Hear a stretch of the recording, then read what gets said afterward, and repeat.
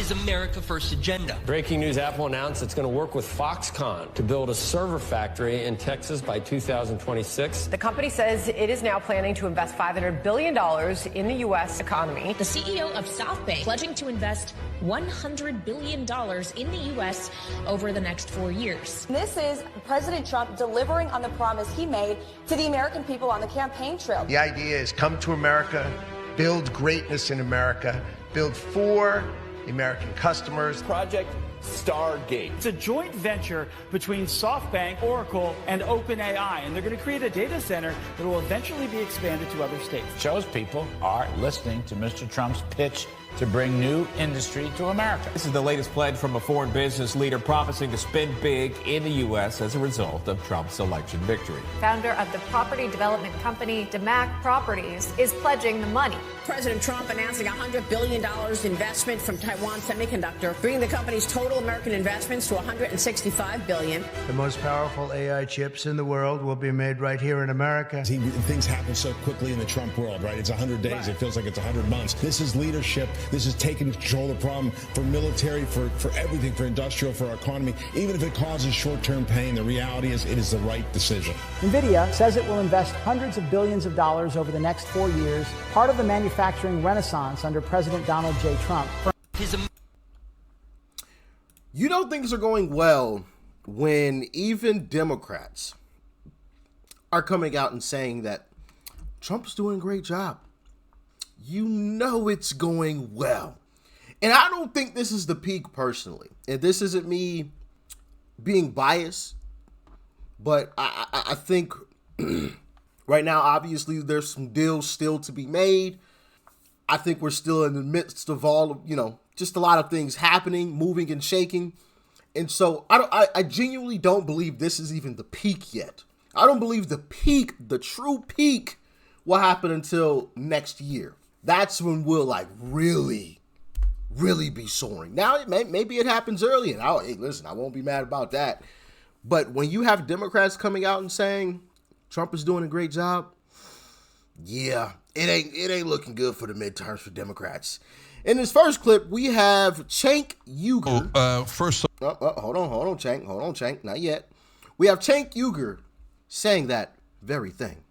Let's dive in. I'm going to give a lot of credit here to Donald Trump. And if you're on the left and you're like, oh, he brought home a hostage and cut out Israel, but he's Trump. Boo, I don't want to give him credit. What do you need? So did you not want to bring home a hostage? Did you want to make sure he followed the orders of the Israeli government?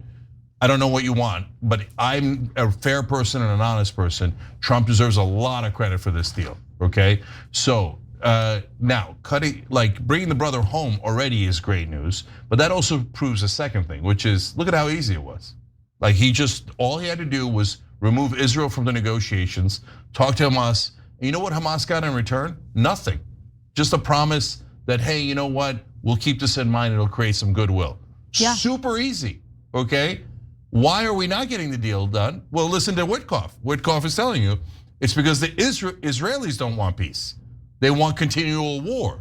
Why? Because they want to occupy the Gaza Strip and steal that land. Right. And look, Witkoff, I just want to note, hasn't lost all hope that there could be a ceasefire deal, although he's kind of going into this with eyes wide open, like he can see what the dynamic is with Israel involved. He says to the hostage families, there's currently an opportunity window that we hope Israel and all the mediators will take advantage of. We are putting pressure on all the mediators and doing everything we can to bring the hostages home. So he still has a little bit of hope, but I can't believe I'm saying this. Someone who Donald Trump tapped to serve as his special envoy to the Middle East, Donald Trump tapped him, is way better on this issue than who Biden had involved in peace negotiations and a ceasefire deal. It's just incredible to see it. Yeah, so look, redemption on every count. So we told you this isn't about Jews, this is about foreign governments. Witkoff is a Jewish American and he's saying the right thing, doing the right thing, representing America. And I appreciate it, and doing it way better than Anthony Blinken did. And so it has nothing to do with religion. It has with two different governments. One's on the wrong track, and we need to stop enabling them. We need to help our ally get back to reality and decency and morality. And I'm sure that Witkoff agrees. And that's why he's saying things that are true. Now that leads to the second thing. So what did we tell you? We told you that the Democrats are a bunch of robots and they're never going to waver 1 inch from what the donor class wants, okay? Trump is a wild card, and that wild card could go disastrously, as when he was talking about how we would have ground troops in Gaza and then build a Trump Riviera, absolute disaster. Talking about maybe the occupation of Gaza and the West Bank, etc.